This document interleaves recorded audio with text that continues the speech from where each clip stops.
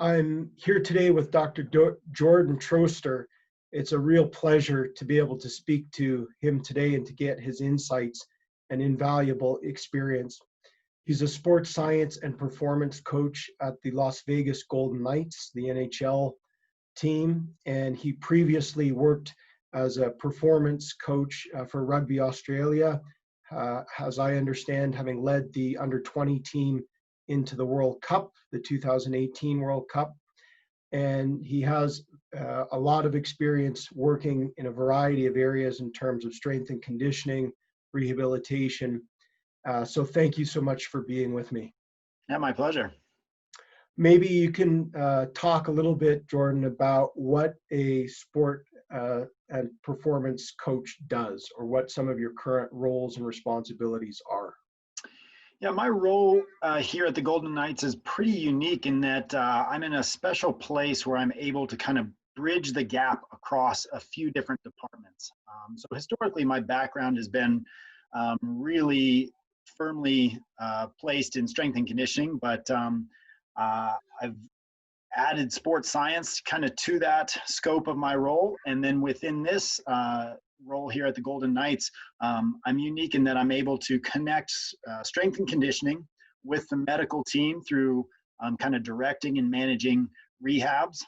I also then coordinate and collaborate with our hockey analytics group from a statistical analysis and performance analysis, talent identification standpoint. I'm really trying to connect the physical off-ice qualities with the technical on-ice qualities, and ultimately trying to understand what hockey performance looks like. And then obviously from a medical standpoint, understanding how we can influence our competitive advantage of keeping our athletes healthy and on the ice game after game in what is quite a grueling schedule in the NHL. Yeah, it sounds like a very multifaceted kind of role that you occupy. Maybe you can talk a little bit more about your background and sort of your training before you assume this position. Yeah, that's one of the things I love about my role is I'm able to do a lot of different things. And I think that kind of does relate to my background in that I was always just an athlete growing up. And that's really, I still like to think of myself as an athlete. I try to train like an athlete occasionally. In time, I gravitated toward the physical development, the physical performance side of myself as an athlete, because I felt like that was an area where I could really engage in the process of becoming better. I could see the results of my effort and my work, and I could see how that made a difference in my abilities on the field. And when my athletic, as a result, I was interested in physiology and biomechanics. I studied kinesiology in college and was really interested in those kinds of things.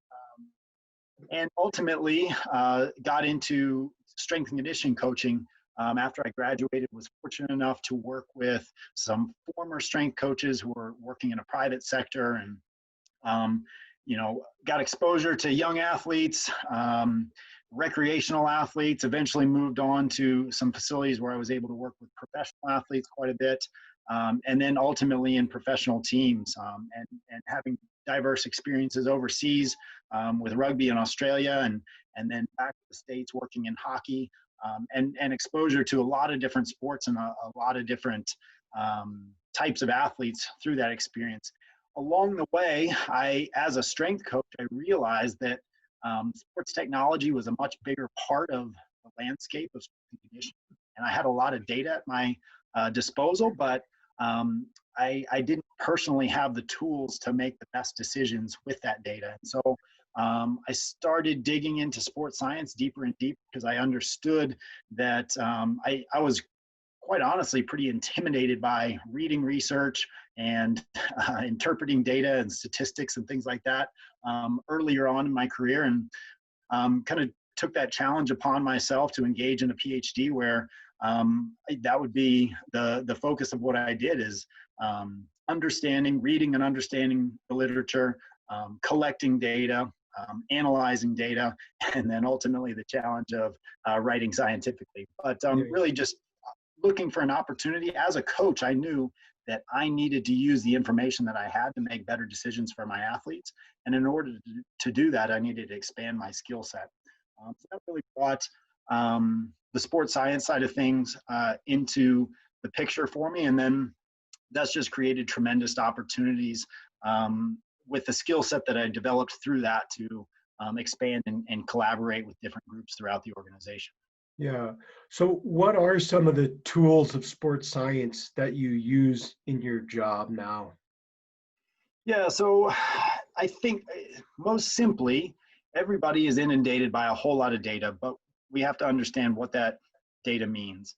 So I think the processes go back to identifying meaningful questions, I think is really the start. And that's really oftentimes starts with a relational element of understanding the needs and pain of what I would call the end user, which is oftentimes, say, the head coach or the general manager, or maybe it is the strength and conditioning coach. What information do they feel like they really need in order to make better decisions, or what decisions keep them up at night because they're very important? And then from there, it's looking at what others have found related to that area, what best practices currently are, what information we have available that might provide insight into that.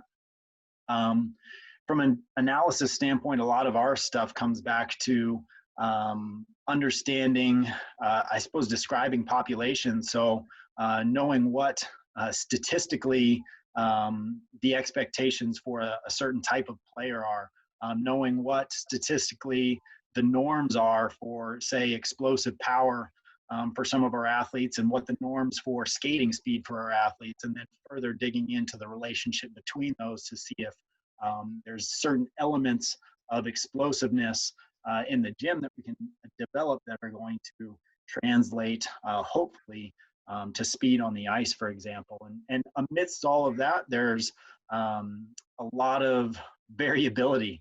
And so it's understanding meaningful change in those measures, understanding the normal variability, trying to pick measures that are going to be reliable and give you the best chance for answering your questions.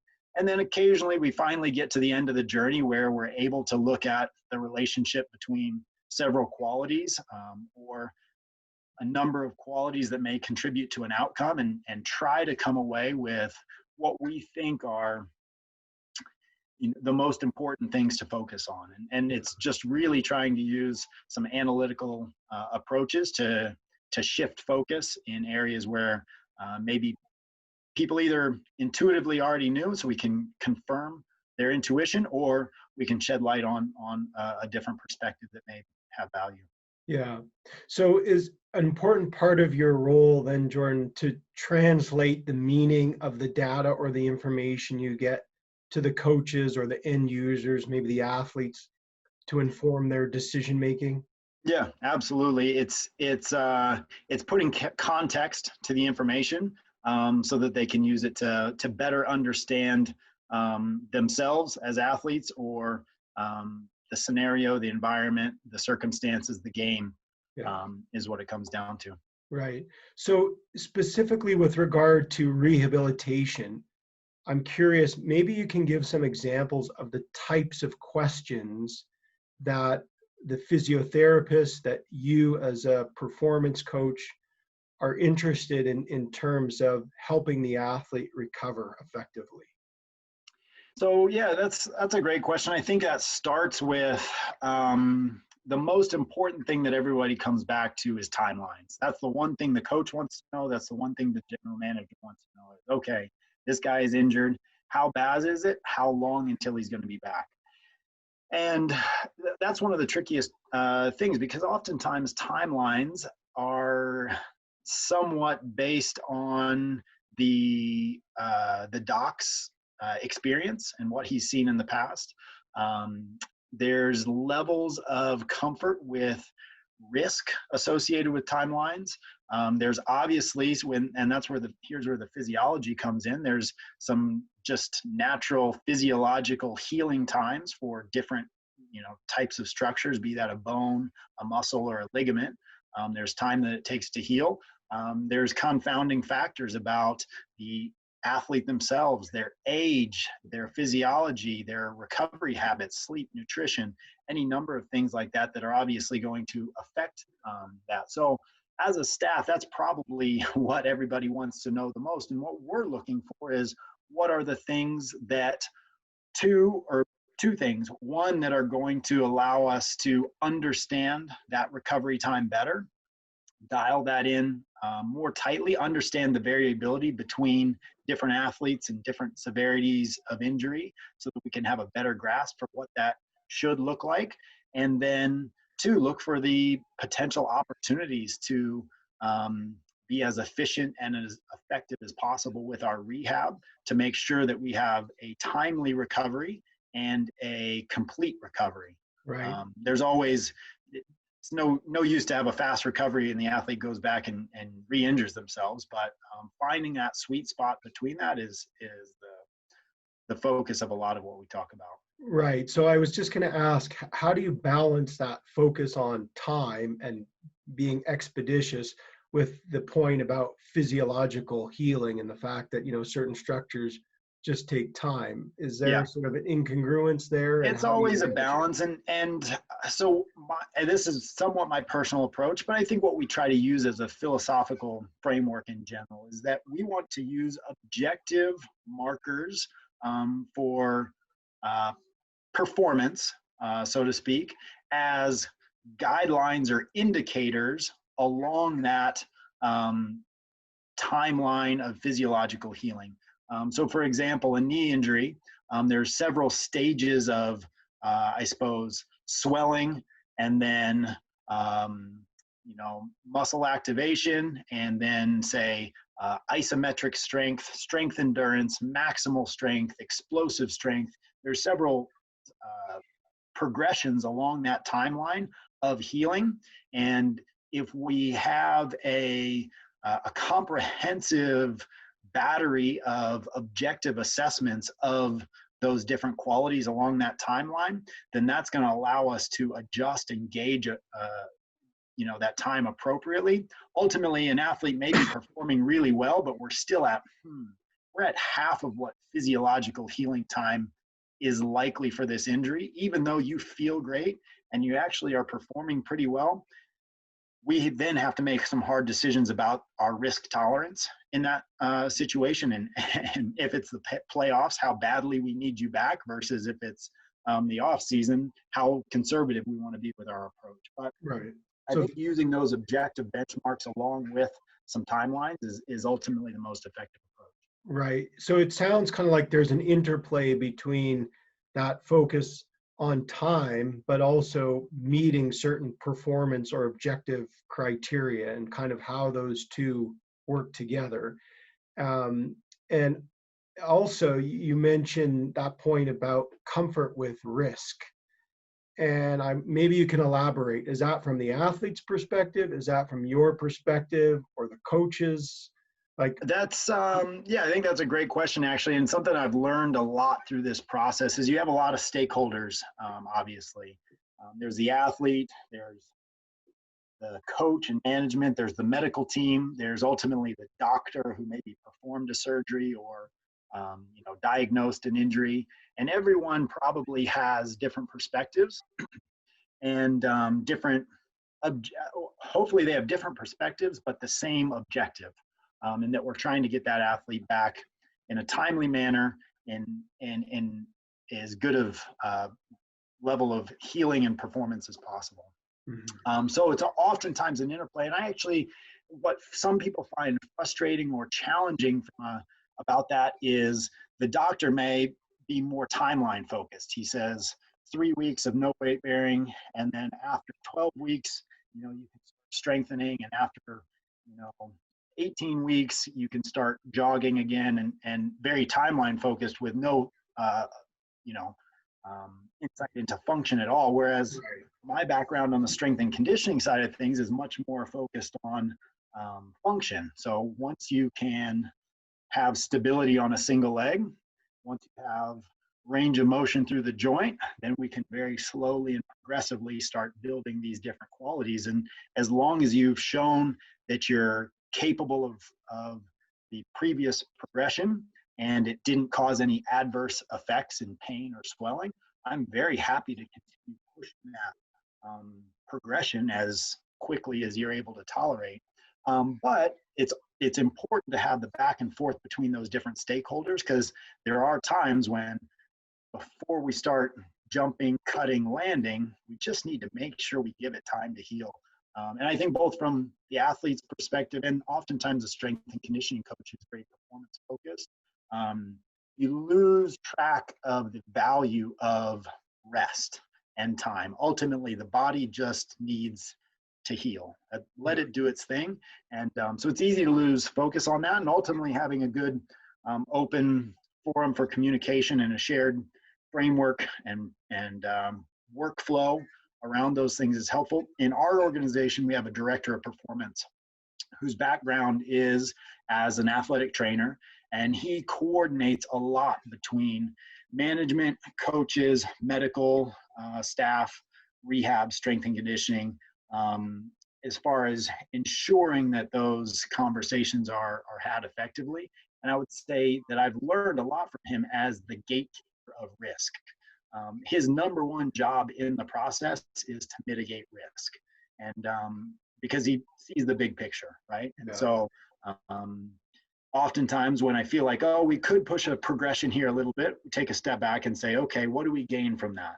There's oftentimes no harm in taking a few more days here, repeating that last progression one more time to make sure that it's been nailed, and then moving on. So I think everybody has a different role in that process. Right. So you touch on a number of different points that I think are great and important. And one of them, it sounds like, is kind of the importance of getting, or would you say that part of your role is educating or providing information to coaches or athletes about maybe the risks of doing something prematurely? Or you said your background in strength and conditioning is really focused on meeting certain criteria, whereas the physician or sport medicine doctor may be more time oriented. And again, I wonder if there's some, inconsistency between those two. Is it important for you to be able to articulate to the coach or the athlete what are some of the risks about, well, if you do this too soon? Maybe you can speak to that.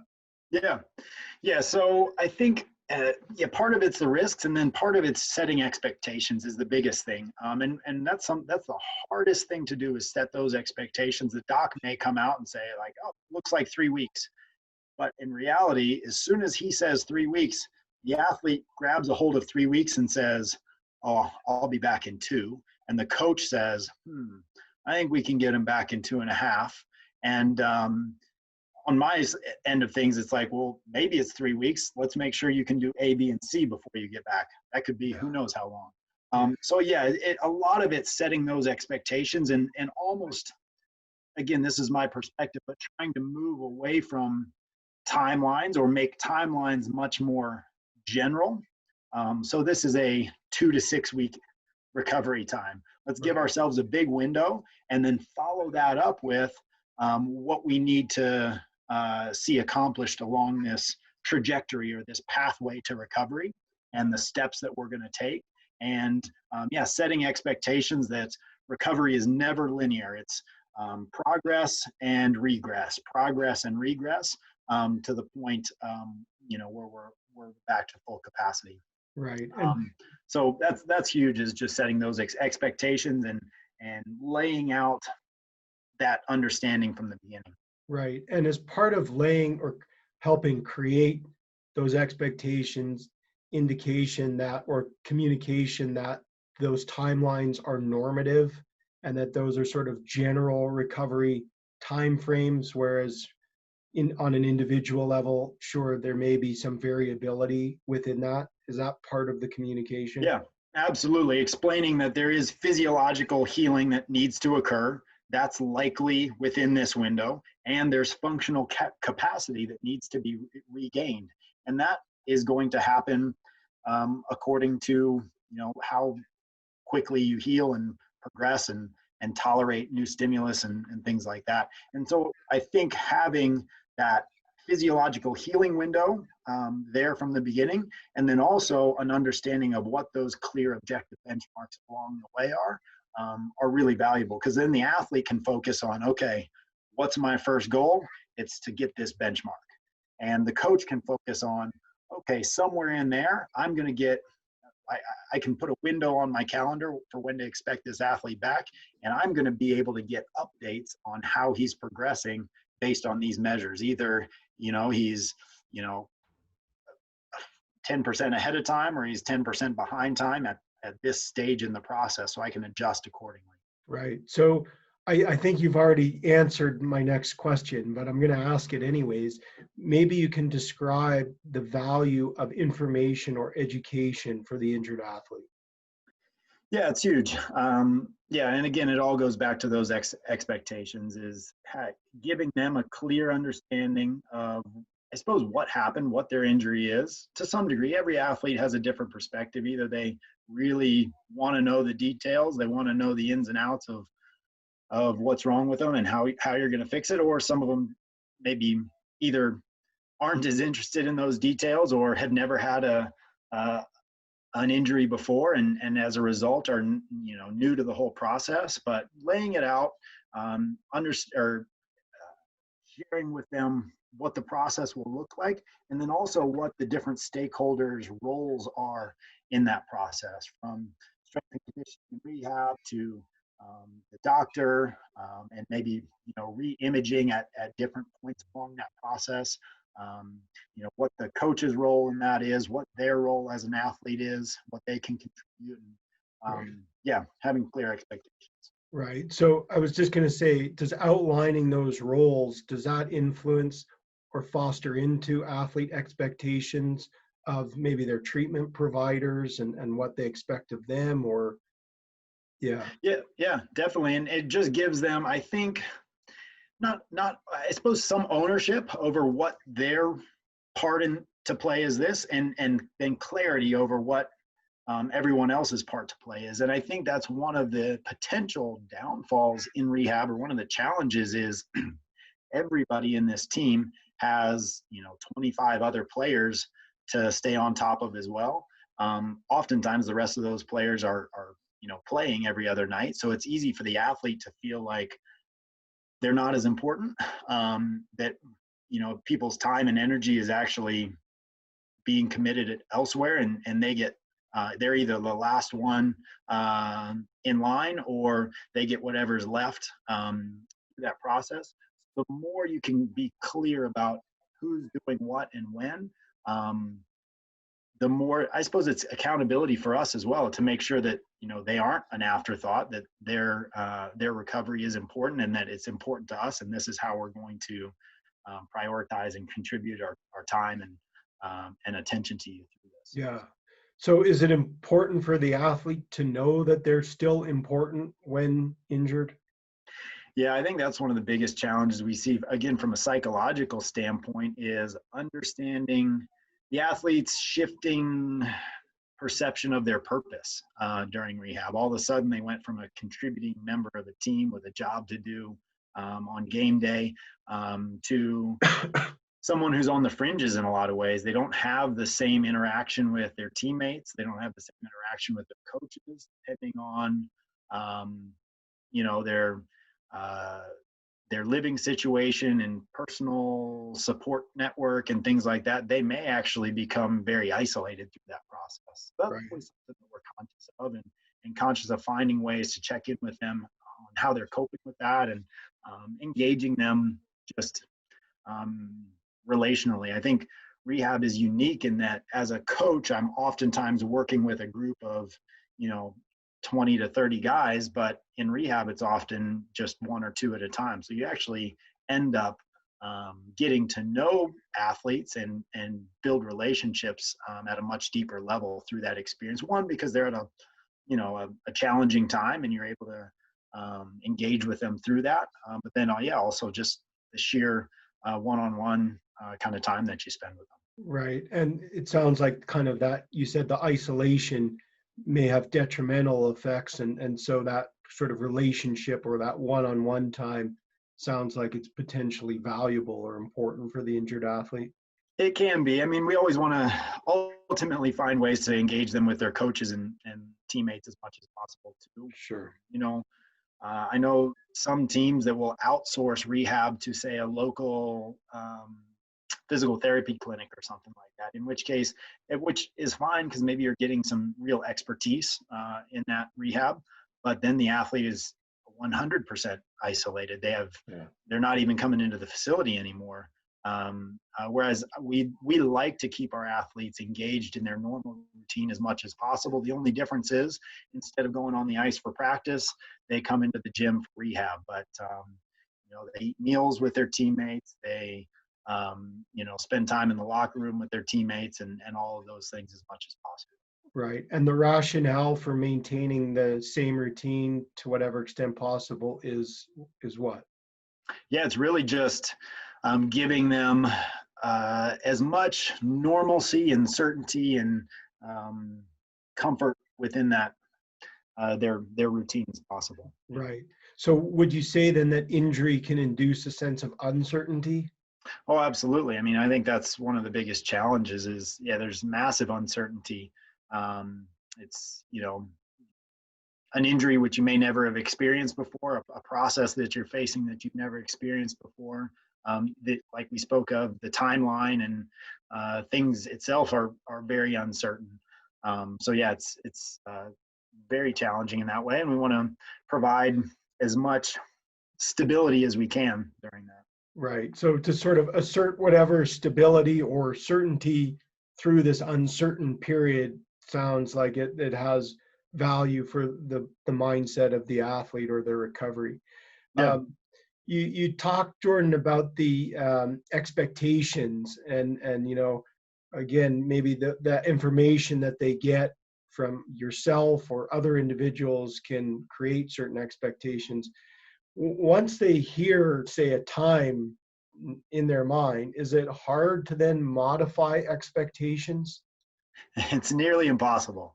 And so oftentimes we try to be as not secretive, but as vague or not that we want to be unclear, but we really try to avoid There's over reliance on timelines. Okay. And would it be fair to say that there's some discretion used, I guess, in terms of information that's conveyed in terms of timelines? Yeah, absolutely. And so it's always a balance between managing the reality of the situation and managing people's expectations and perceptions, both, I think, coaches and athletes primarily. Yeah. So you want to be clear about the reality, and that goes beyond timelines as well. It goes to the severity of the injury itself. I mean, there's clear times when the athlete's career may be in jeopardy, and it's one of those things where you hear all the time about athletes or just patients who get told, "Oh, you'll never walk again." I think that's probably not a good place to start from, because that's a very clear expectation that you're giving them. Yeah. And then the athlete has a choice. They can either use that as motivation and say, "Oh, I'm going to prove them wrong," and use it in a positive way, or it can really throw them off the cliff in the other way. So we just want to avoid being overly certain about anything. Right. Give them as much perspective as possible without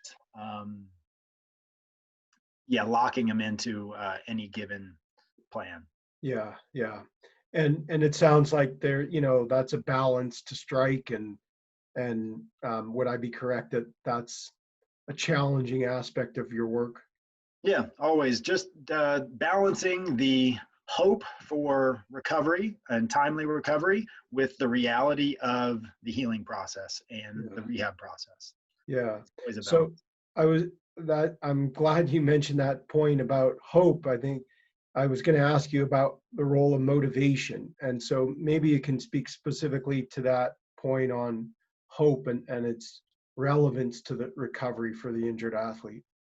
Yeah, I think think hope is, yeah, vital and related to motivation, and it comes back to probably some of their just personal perspective, their resilience, their personality in that regard, their desire to return to training, or return to the game that they love.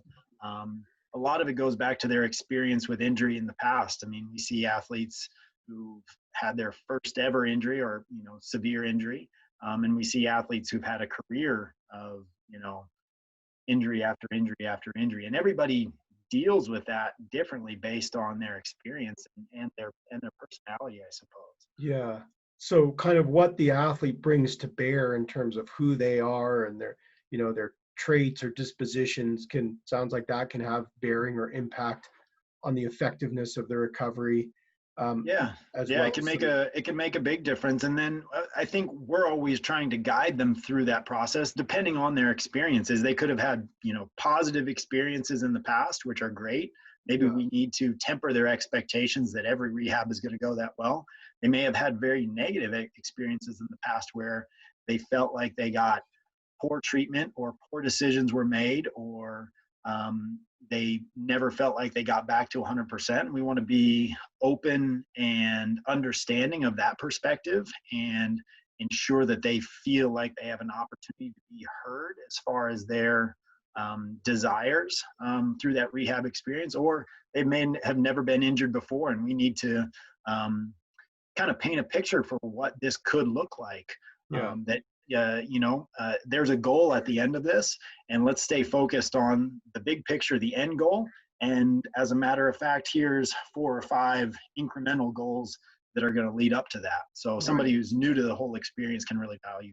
Right. And does providing those incremental goals, does that foster hopefulness in the athlete? I think it really does. I mean, if you think, a major knee injury, for example, might be a 9-month rehab. And if the only hope you have is at the end of a 9-month rehab, it's really hard to stay engaged months 1 through 6.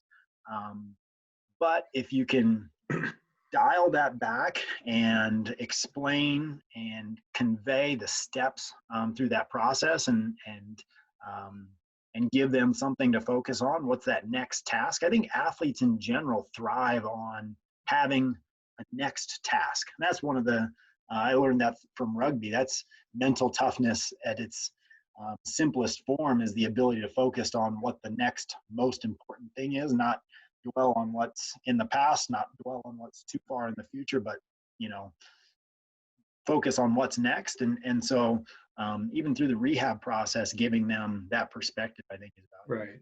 So in essence, would you say that they're applying some of the same skills, mental toughness or goal directedness, or kind of just sort of one incremental goal? I reach this, then I reach the next one, from their usual non-injured self, that they can then apply that to their injury recovery? Yeah, absolutely. I think, Yeah. and to be honest, it's a unique opportunity to reveal some of their mental strategies that are likely not specific to injury itself, but likely specific to their personality and outlook as a human and as an athlete in general. So, Yeah. it's definitely an opportunity to work on those things. Yeah. I just want to touch on one more thing on that point on hope. In your mind, is hope this idea that sort of just blind faith that something will work out for the best? Or is it something slightly different than that? Well, I think it's different than blind faith. I think it's hope is as simple as a clear vision for the future and what they want the future to look like, and what the reality of the future could look like. And then I think, connected to that are the steps between where you're at now and where you want to be. That's all a part of hope. Yeah. So, just as a brief aside, I would say that your definition is almost a perfect match for how some social scientists, I guess, have defined hope in recent years. And, kind of that idea that it's not, just blind faith that something will magically work out for the best. but sort of a clear sense of what one wants to attain, the pathway to attain it, and then also the belief that one has the ability to take those steps along the Yeah. way. Yeah. And so on that note, maybe you can talk a little bit about the role of athlete efficacy or confidence beliefs, and what, if anything, that may play in terms of their recovery effectiveness. Yeah, well, I think that relates to one of our biggest things is we try to encourage the athletes around focusing on what they can control, because ultimately they're in a situation that is most likely out of their control, and they feel not only are they out of their normal routine, they're not doing what they want to be doing anymore, but they are very much the victim or victim of an injury to some degree. But through that process, we want to focus on what they can control. And so one of the things that we do early on, oftentimes within 24 hours of injury, is we sit down and talk about nutrition and lifestyle habits with our athletes, because those are going to be huge contributors to the recovery process. And regardless of what type of injury you have, it's something you can control. Yeah. So ensuring that the nutrient quality, the food timing, what they're eating is optimized so that they don't lose muscle mass, so they don't gain fat. Ensuring that they understand the importance of sleep and rest and recovery and all those sorts of things. All of a sudden, we try to give them something that they can control very, very early on, and can kind of grab a hold of. Right. So having those things that they can grab a hold of, or maybe like those small wins, if you will, would you say that then has implications for their confidence or their ability to assume control over their recovery? Yeah, absolutely. And yeah, we use that same term. We call them micro wins all the time. And of, how much sleep did you get last night? Or maybe not even how much sleep did you get, because they might be in pain and it's hard to sleep. But what time did you go to bed last night? Did you stay off your phone for an hour before you tried to go to bed? Like, those are all things that you might not be able to get a good night's sleep, but you can control a couple of those little things to try to help yourself get a better night's sleep. So yeah, we're always focused on those things from a confidence standpoint. And yeah, as they develop the ability to do those, and we can celebrate those small wins and add bigger tasks once those first ones are accomplished. Right. And you mentioned the importance earlier of sleep and recovery, and also more specifically that, when you're in pain, it's difficult to sleep, which from my understanding of research, sleep is important very much in recovery. Maybe you can talk a little bit more, Jordan, about the types of pain, either physical or psychological, that an athlete experiences during their recovery. Yeah, I mean, I think the physical pain is a huge part of injury, and that can look like a lot of different things depending on the injury, and it's two things. I think the way that pain affects sleep, and the way that pain affects activities of daily living.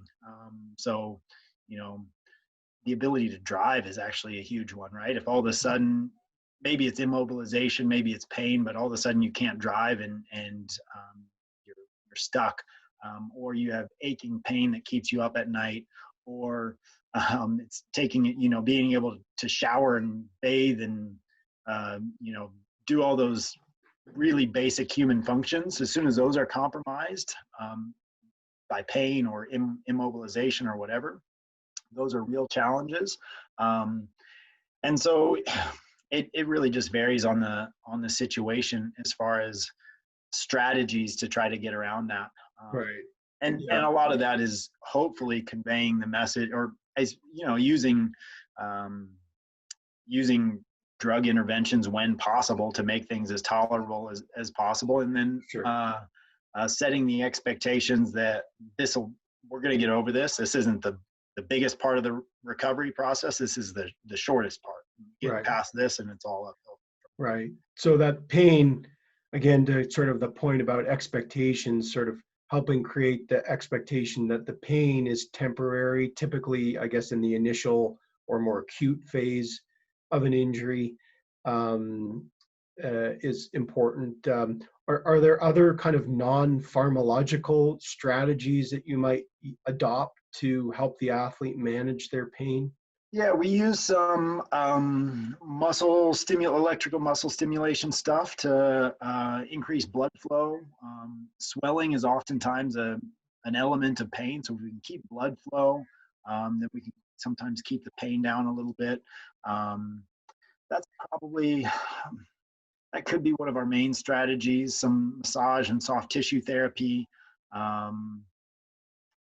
mean, this is more from a sleep standpoint, but we've used it as an opportunity to work on some breath work and stuff like that that has some evidence for supporting sleep. If if pain really is the limiting factor, I'm not overly confident that that's going to overcome it, but and everybody just has a different tolerance, to be honest. What some Sure. people um, experience as excruciating pain is, mild or moderate for others. So, and Yeah. then that's honestly a challenge for, um, for someone who's doing that rehab is to support their perception of that pain experience. And I suppose it's twofold. One, encourage them to endure or be a bit tougher at times, but then also not discount what their actual experience is, because it's true to them. Right. So, I imagine the culture of hockey in general can be quite tough, right? And you sort of talk about enduring pain. And I wonder, would there be some reluctance at times for athletes to disclose pain within that Yeah, context? yeah. I think twofold. You have to read each athlete differently based on their experience. And some are going to be very focused. And this comes more at the end stages of rehab.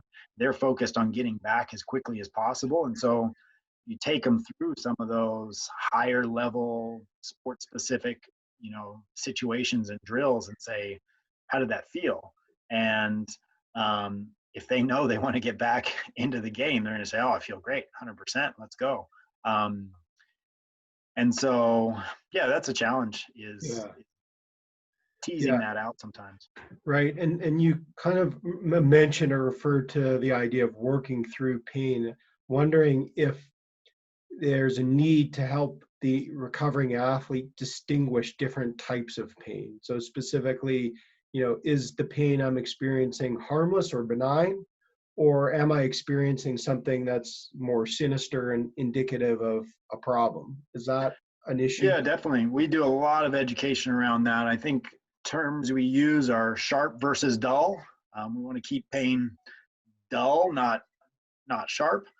As we, say integrate new types of activities, we want to keep pain temporary, not lingering. So it's like, oh, I felt that was that hurt a little bit, and then especially we see, well, how do you feel 10 minutes later? How do you feel at the end of the training session? How do you feel the next morning? Those are going to be our important. I'm okay if you felt it and it hurt a little bit when we did that, but what I care about more is how it felt later on. And then, we use a general pain scale, and oftentimes we want to keep things around a 3 out of a 10, right? We're going to be trying new things, and it's not going to feel perfect. And a 3 out of 10 is probably what we should expect. If we get too far beyond that, then maybe we need to Yeah. take a step backwards. Yeah.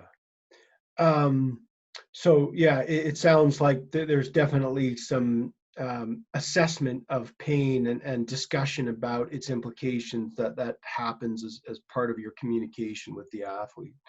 Um, you've talked a little bit about this already in terms of some of the uncertainties or challenges, but I'm wondering, what are some of the thoughts and emotions that athletes have in the aftermath of an injury? And in your experience working with them, do those thoughts and emotions change over the course of recovery?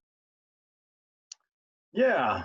I think they do. Yeah, I think there's probably some stages of recovery, probably from an emotional standpoint. I think early on, it's just a hectic period of, what's wrong, what's this going to look like, what should I expect. It's elements of this sucks, why me, I'm unlucky, um, things like that. More towards, I think with that there's potentially some depression and fear and anxiety that accompany that as well, for sure. I think mid stage of rehab, especially if it's a longer rehab, boredom and monotony are challenges, from an emotional standpoint. Like, yeah, rehab it's not as fun as playing the game, and hopefully we can have some fun while we're at it, but we're oftentimes looking for the smallest things to keep it interesting and fun and exciting. And then I think that's also where, like, that element of isolation can be a challenge, and just the reality that yeah, they're not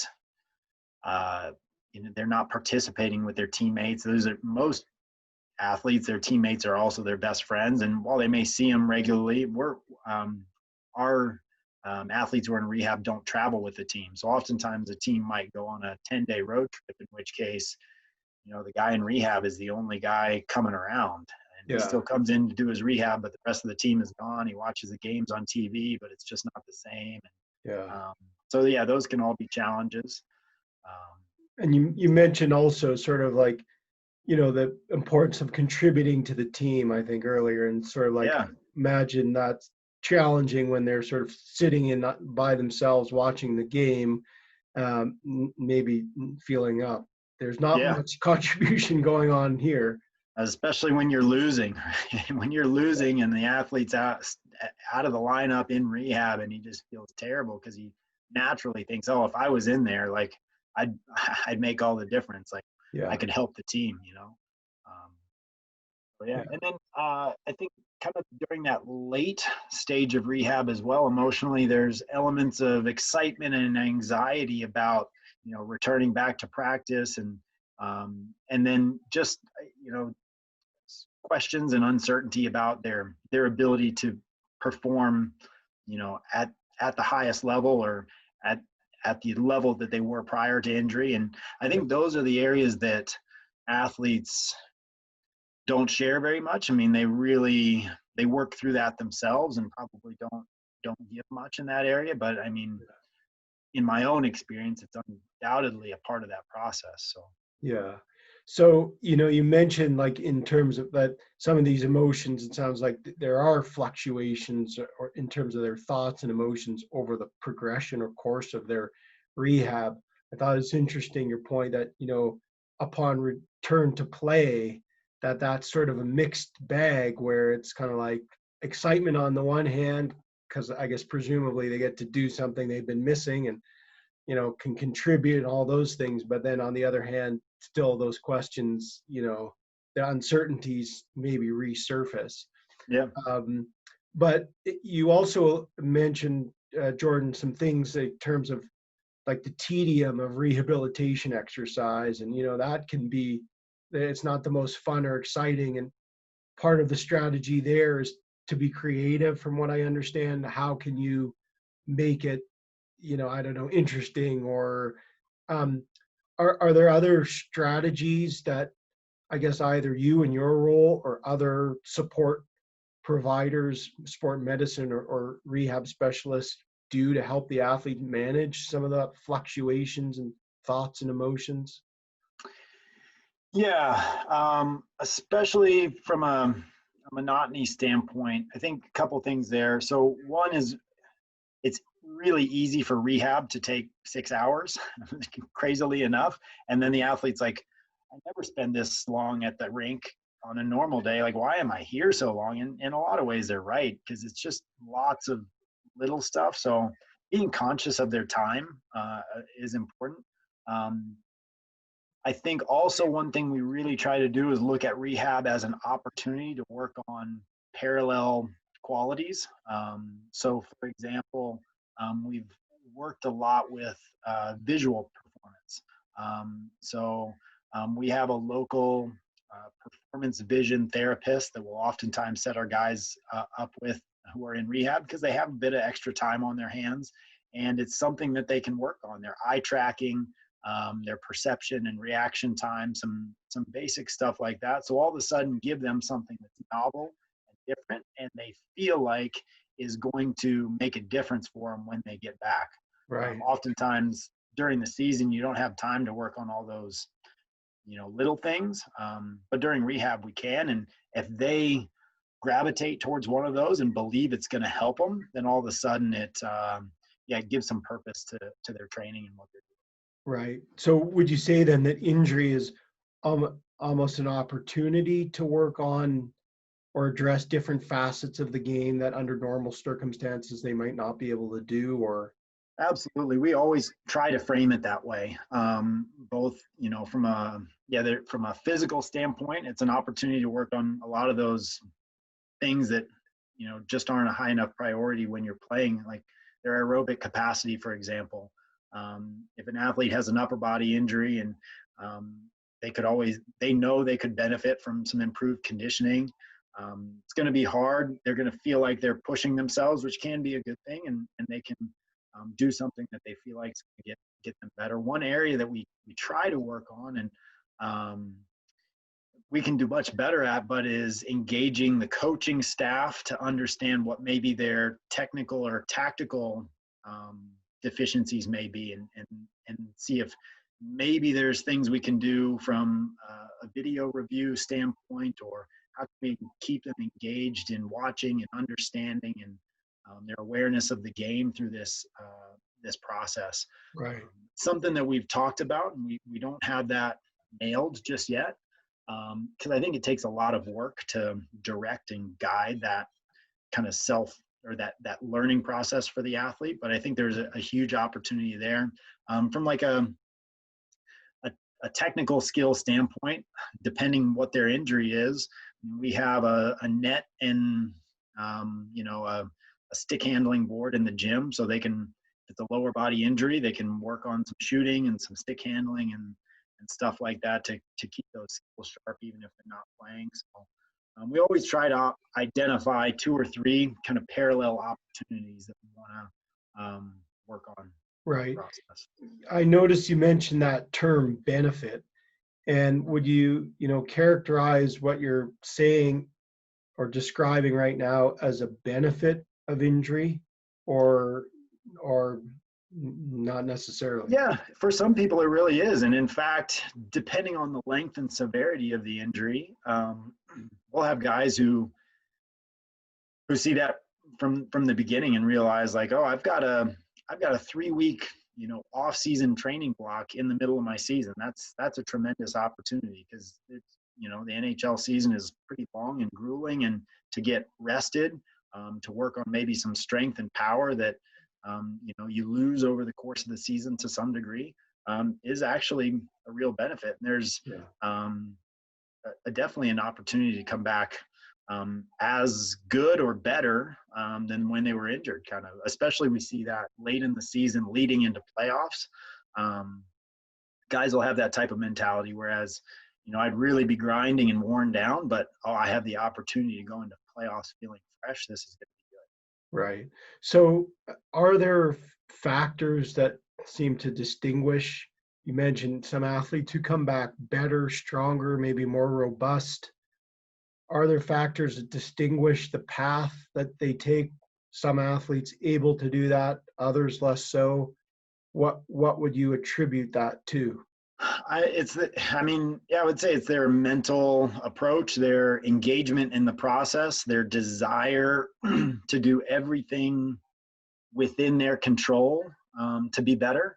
And I think that's true across the spectrum of athletes. You have athletes who are gifted and maybe not as hard of workers because they're able to get by, and you have athletes who are very hard workers but not as gifted, and it's oftentimes the ones who want to work hard and want to get better and want to use it as an opportunity who get the most out of it. Yeah.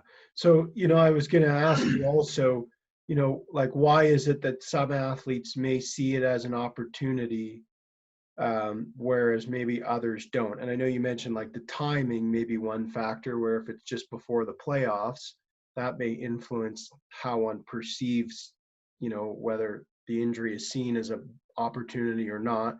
But are there factors maybe specific to the other situational factors, or maybe factors related to the athlete that influence that?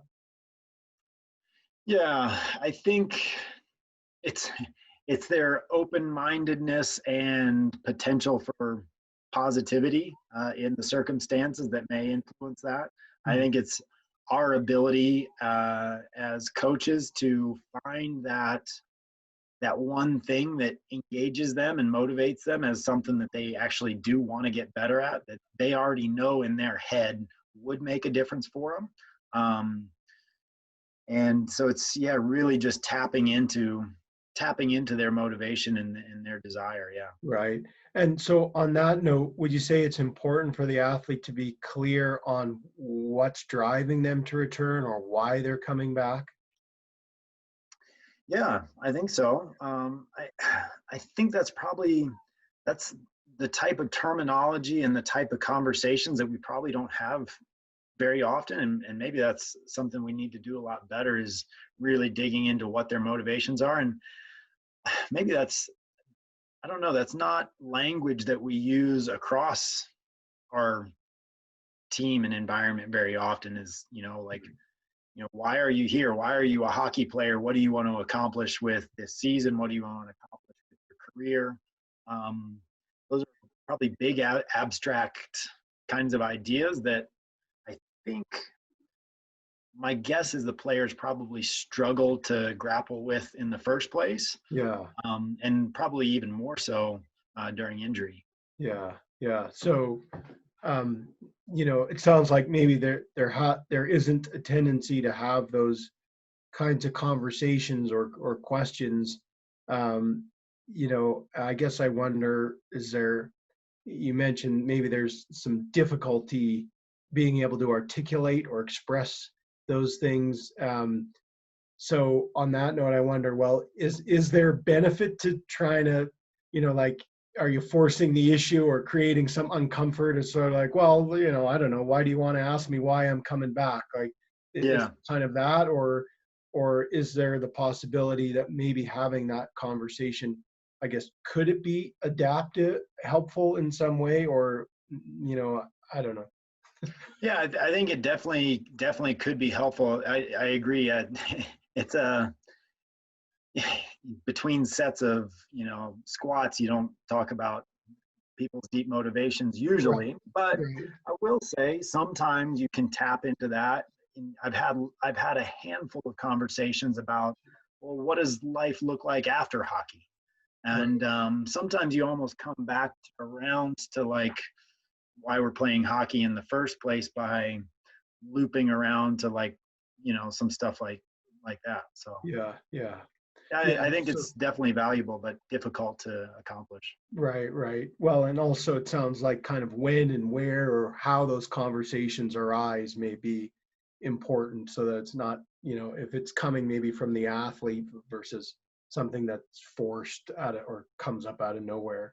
Yeah. Um, so we've talked, I have just a few more questions. I appreciate your insights, Jordan. It's great to have the chance to speak with you. I'm wondering, you've talked about kind of communication, but maybe you can just reiterate the value or importance of clear communication between the athlete and treatment providers, or, coaches such as yourself.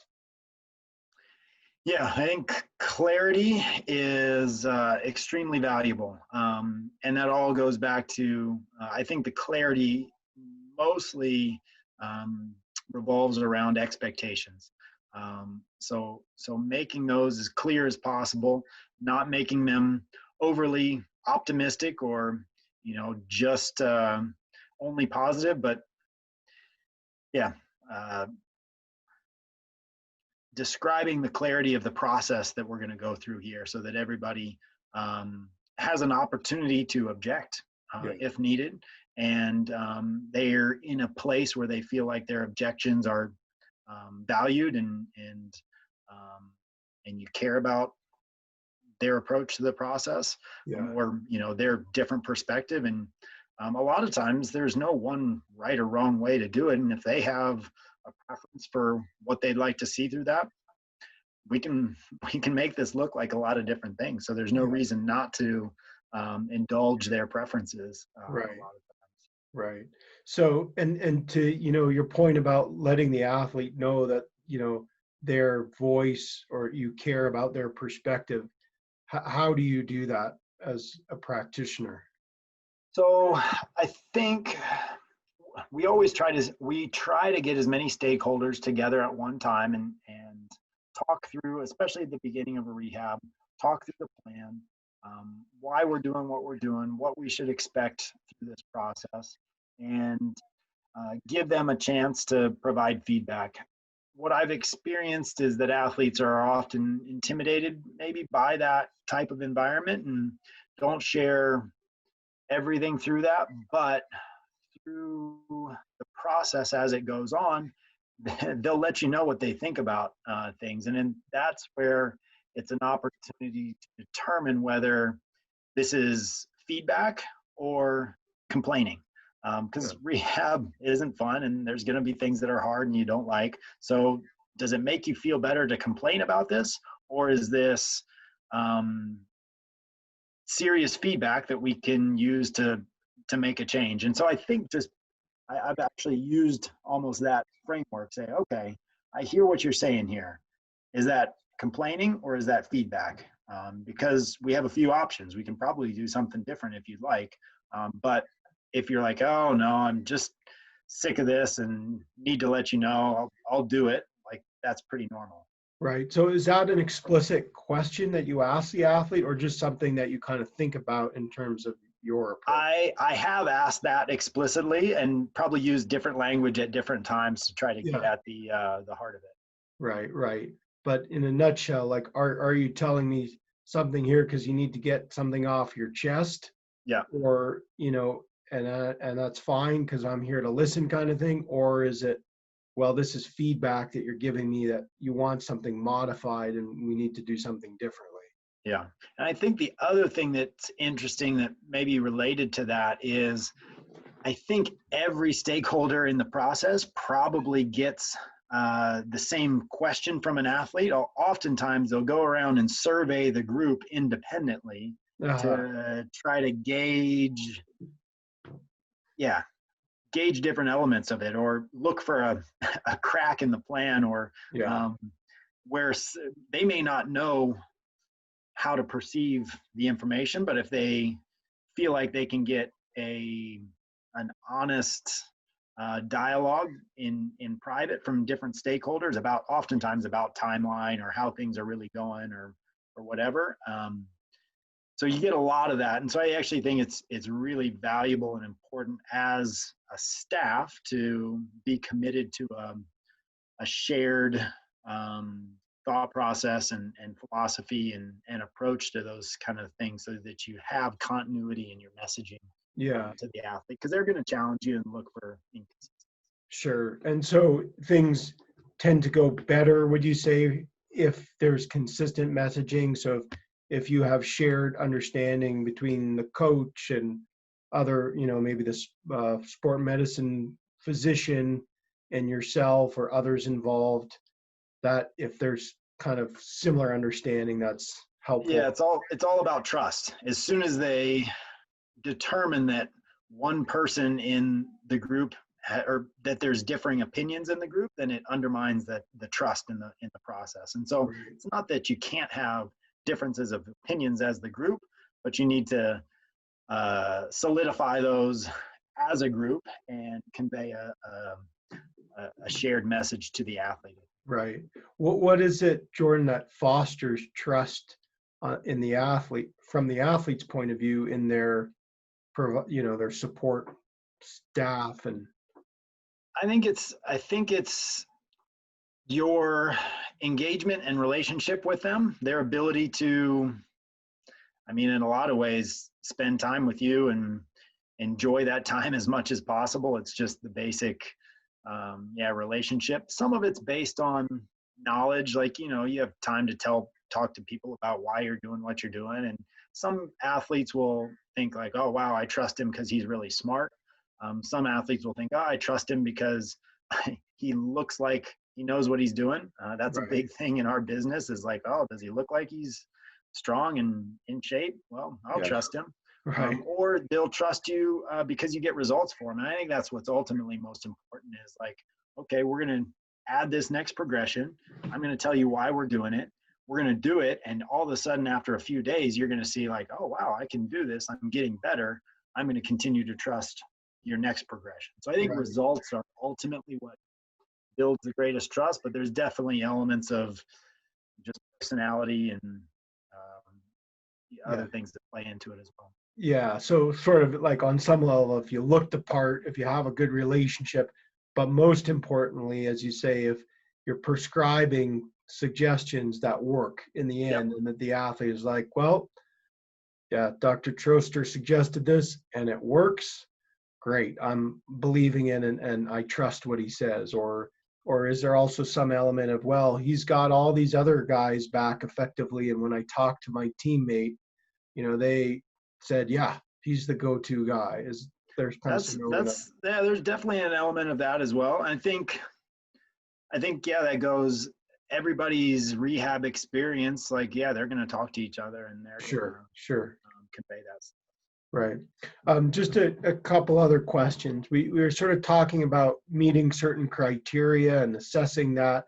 How is it decided that the athlete is ready to return to competition? And I know you talked about time earlier and sort of the importance of certain competitions, or how are those decisions made that the athlete is ready to compete? Yeah, Yeah. So there's one is their function and their fitness, their healing. Like that's a big part of that. And we have developed a framework of objective benchmarks for strength, motor control, power, endurance, that we can kind of try to apply to every different type of injury, be that lower body or upper body or whatever. So we can actually measure their objective capacity through that process. We also use something called the START framework, STAART. And it essentially evaluates the athlete's physical capacity. And it's just a subjective kind of list of questions that you can go through and say like, okay, the risk assessment, right? So what's their current physical capacity? How do we feel about that? What are the risks that they're going to face going back into competition? Things like the physicality of their sport, the style that they play, your ability to protect that injured area via bracing or things like that. And then the third element of that is your risk tolerance. So is it the playoffs? Is there pressure from the athlete? They want to get back sooner. Is there pressure from the agent? They need the athlete, to play however many games because he has a bonus coming. Is there, pressure from management, from coaches, from any number of different sources? So we've actually taken that concept of the START framework and we've built out a little rubric that we use as a staff, and we rate each of those qualities from a function standpoint. We rate the risks of returning, and then we rate the risk tolerance or the external pressures that are driving us to make a decision. And we may be we accept the fact that we may be at a point where his function is fair, the risks are moderate to high, but the pressure is very, very high. And it's, game 7 of the Stanley Cup. Well, this guy's going to play if he can play, and yeah, we're going to use whatever means necessary to make that happen. So, right. as So long as we feel confident that in having a process to at least evaluate those decisions, we're not making them blindly, even if we may be making less than ideal decisions. It's for a right, reason. right. There's still some criteria that goes into the assessment of their readiness. And is there some, like you mentioned, pressure? I guess, is there some element or aspect of the confidence and kind of the belief that fosters in, or is assessed in any way, or even just more Yeah, broadly? the athlete's confidence, I think, within that framework, I think goes into their capacity or their function, I think is where that's incorporated into that model. And you know, I spent a lot of time looking into, you know, there's various questionnaires about, you know, yeah, confidence to return to competition and things like that, and probably gain some good insight and ideas from them. But we don't feel we haven't yet felt comfortable really deploying a formal questionnaire. Yeah. Um, Why is that? Because, can I ask? our athletes aren't overly engaged in providing that type of feedback in general, Yeah. whereas you know, in Australia and rugby, you know, they fill out wellness questionnaires every day and not think twice about it. Right. Our athletes just, we don't have a culture or a history of doing a whole lot of that. Right. So that's the first hurdle. And then the second hurdle is the nature of the questions are much more, I suppose, personal and emotional and psychologically focused, which just makes it even that much harder. What Yeah. we are trying to do is gauge that confidence, anxiety, self-belief through their response and body language and conversations as Right. we go through some of those end stage drills. Right. And they're back into practice for the first time. They do Yeah. extra, you know, contact battling drills after practice on that first day. How did they feel? How did they look? Yeah. Are there any subtle elements of their body language that we can Right. So maybe more like behavioral indicators of their psychological readiness, if you will, as opposed to more explicit self-report where, yeah, as you mentioned, there certainly are some questionnaires that assess the athlete's mindset, I guess, or readiness to engage in certain activities. But it sounds like that may not always kind of be effective in your context or setting. But am I accurate? Again, I'm just trying to summarize here, I guess, that it's about, well, we noticed when they went into this situation, they looked tentative, or sort of how did you feel when you went into the corner there, or, like when you were pivoting on the ice in this situation. So some of those behavioral things, or maybe just gauging their responses to performance in certain situations. yeah, Yeah. yeah, absolutely. Okay. My last question is, if you were to share one piece of advice for injured athletes broadly, what would it be? Yeah, let's see. I mean, my one piece of advice would be, yeah, to focus on the things that you can control.